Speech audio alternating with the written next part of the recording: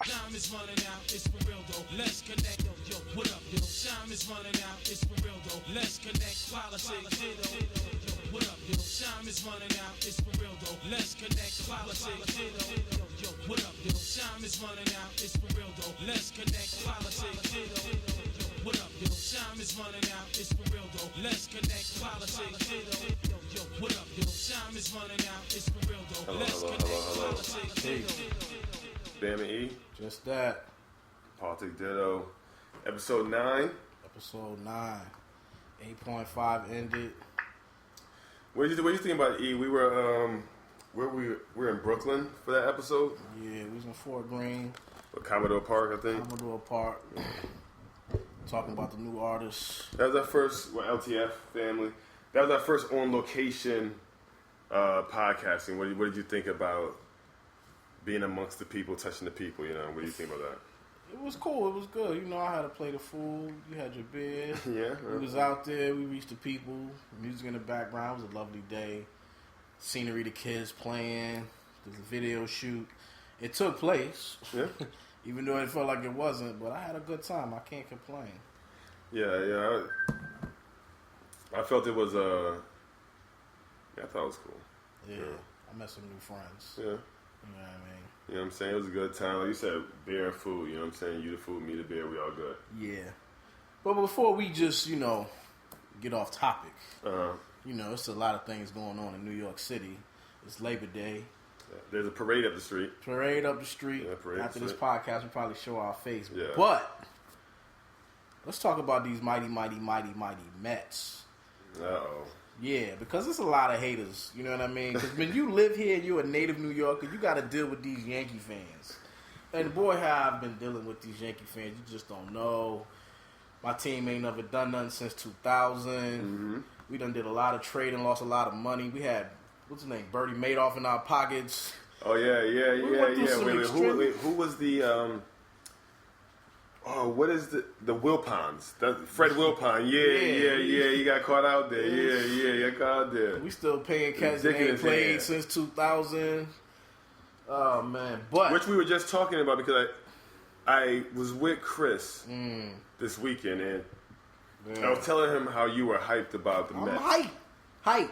You know what I mean? Hype. And he was like, yo, they haven't been in the playoffs this millennium. And I was like, wait a minute.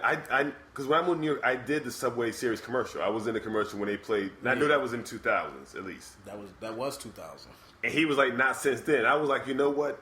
Although your statement technically is false, I'll give you that because that's basically like you haven't. And you're saying that's true. That's very true. Wow. We came close a lot, but we've Wow. also looked bad. And now here we are, 4 games ahead. We 75 and 61. 4 games ahead of Washington. It's been since 86. Mm-hmm. And just understand, as a Met fan, I'm hyped. I know everybody doubting us. You're about to crash. Here it come. They wait for the train wreck. But understand one thing and one thing only. Mm-hmm. When the Mets win the World Series, the city is going to erupt. And I don't think y'all going to be able to find me. I'm just let y'all know. I'm going to be out there. You're not going to be able to tell me to shut up. That's for one. You're never, ever going to be able to tell me to be quiet ever again. Like, I'm the worst kind of fan. When my team wins, joy's released, buddy. Pause. Okay. That's how I feel. That's Yeah. my little rant. Enough about bullshit ass Mets. You know what I'm saying? Nobody cares about the goddamn. You see the hate, right? You see the hate. Nobody You cares see about the hate. This is what I got to deal with.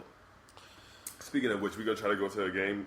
Yeah, we gotta go to the game because that's another thing. Nobody want to go to games now. When we was losing, that's on the tickets. I'm gonna spend $20 on a ticket. All right, Yeah, so we if can you don't do even that, put and $20, then I'll go. Go to Shake Shack, City Field, baby.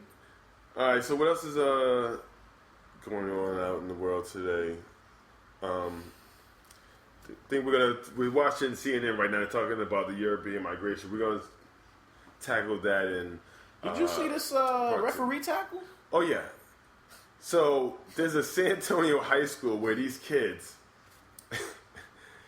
on the defensive end simply level a referee because some kids had previously on their team got kicked out for a call that they feel were unjust. Oh, okay. Right. So You know, I heard Chris Carter, who can be a bloviator, could be sanctimonious, and I'm not with sanctimonious. He's a Christian, so a sanctimonious Christian to me is the worst. All he do is catch touchdowns, though. I like Chris Carter. Yeah, exactly. He's a fucking sanctimonious nigga, yo. And he seems to forget, like, nigga, you did mountains That's why he's that way, because he overcame a lot of hurdles and mountains, and he was an alcoholic, he was a crackhead, you know what I mean? So he got a story. So some of the things he says is going to be a bit over too much for someone that... I would say E. Like, the greatest black man to ever play football. Is who? I mean, well, of course it's Jim Brown, but I'm saying, excluding Jim Brown. Excluding Jim Brown. My favorite black man ever, the greatest black man ever, because he's from Florida. Michael Irvin. Of course, Michael Irvin, because that's like my daddy. He's a dark-skinned nigga like me. He's from Southern Florida, like my family. Playmaker, baby. Yes. But do you see the way he attacks it? Like, that nigga did hella drugs. Yeah. He did hella fucked up shit. Yeah. But when he talks about Dez, he doesn't talk about it from a sanctimonious standpoint the same way Chris Carter may come across. But you know why Chris Carter do that, though? Because Dez ain't go to his wide receiver camp. And anybody that ain't go to his wide receiver camp, he kind of... But I'm not even talking about necessarily Dez. I'm talking about the way Chris Carter talks about young people doing fucked up shit in the league. He talks about, to me, sometimes he comes across a bit too sanctimonious. Like a lot of players. Like, what are you doing when, like, nigga, you know what you were doing? They say, well, yes, I knew what I was doing. Whereas Michael Irvin comes across more or less like, yo, dog, you can do that.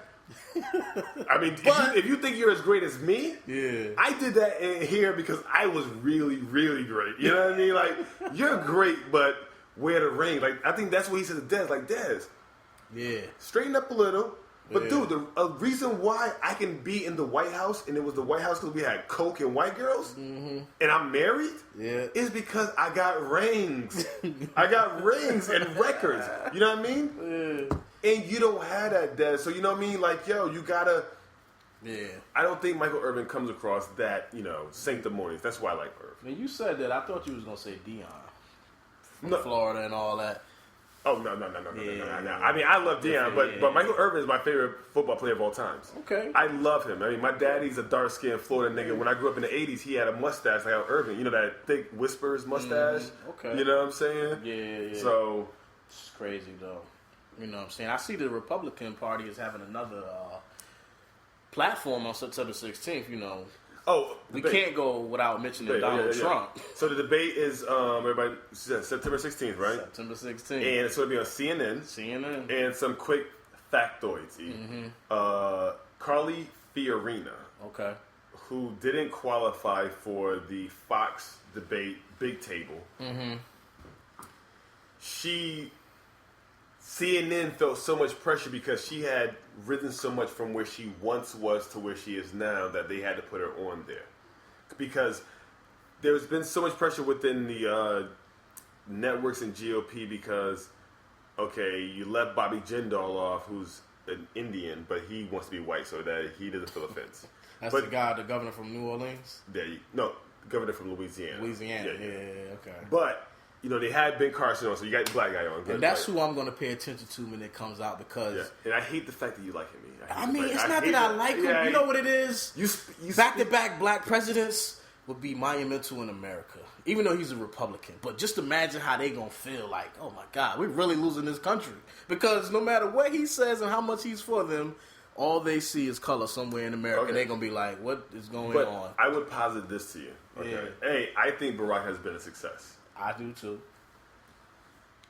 I think Ben Carson would be more of a plan of like how we talked about Show Me a Hero, where you set people up for fail. Like, I think long-term governmental, white people think long-term like, yo, Republicans like, yo, we can let this black guy, he's incompetent.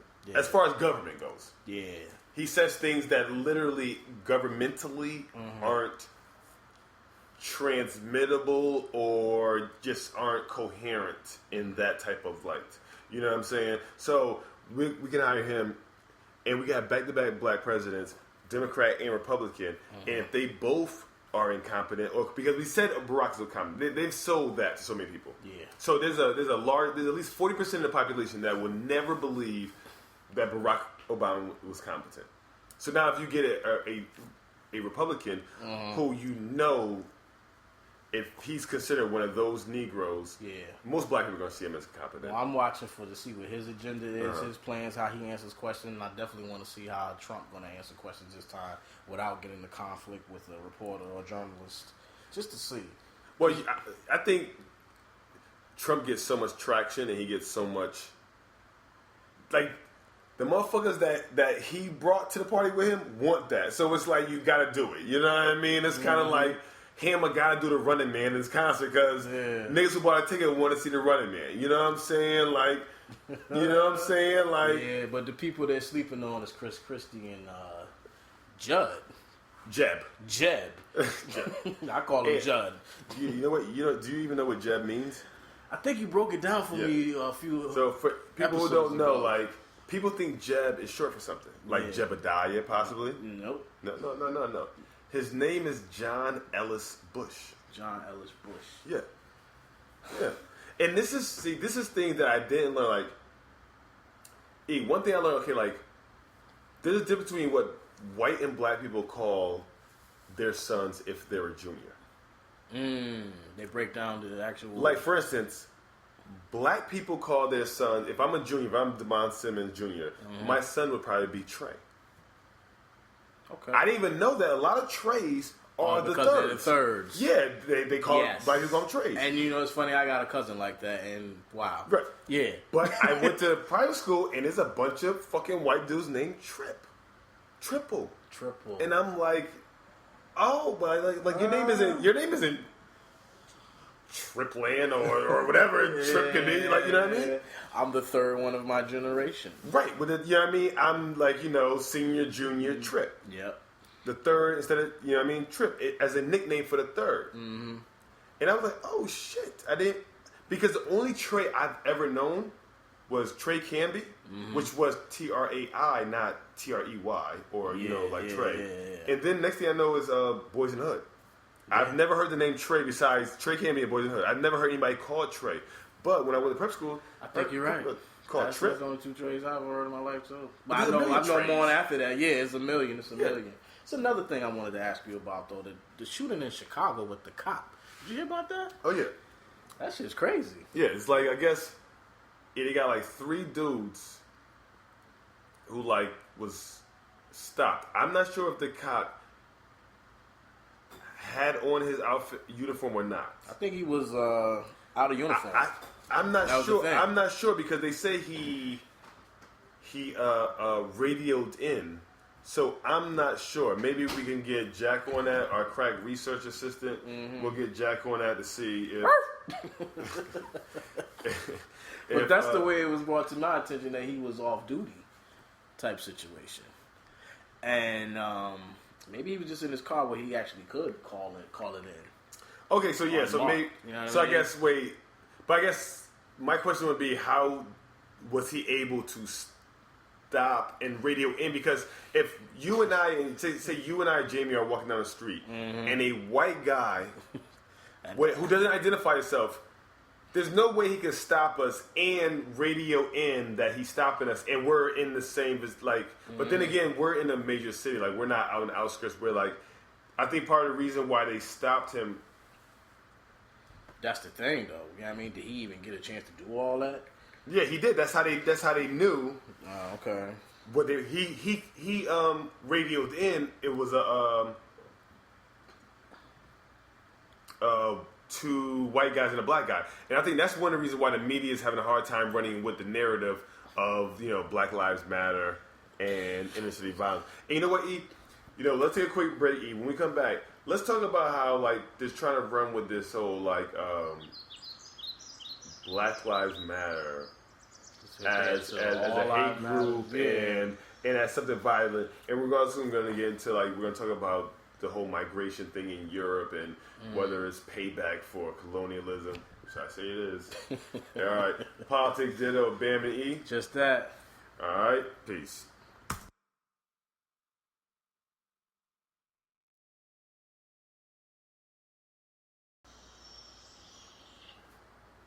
She got 3 more games to go. Back, Politic Ditto, Bam and E. Just that. And now E, so it's a few things we got to get into. because I've been watching the news